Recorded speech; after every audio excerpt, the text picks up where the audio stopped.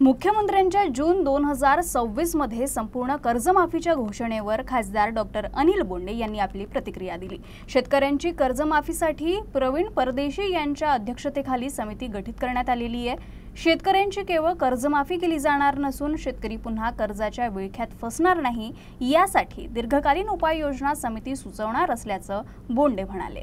माननीय मुख्यमंत्री देवेंद्रजी फडणवीस यांनी काल निसंदिग्धपणे सांगितलं की जून 2026 ला साधारणतः सर्व शेतकऱ्यांची कर्जमाफी होईल आणि विशेषतः त्यासाठी समिती निर्माण केली।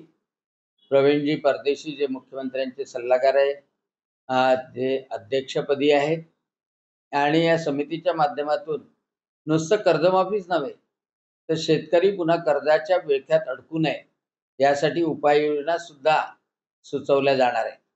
आणि म्हणून माननीय मुख्यमंत्री महोदयांनी जे आश्वासन दिलेलं होतं निवडणुकीमध्ये ते पूर्ण करण्याचं जे अभिवचन दिलं होतं त्यासाठी अंतिम तारीख दिलेली आहे आणि त्यासाठी मी त्यांचा आभार मानतो।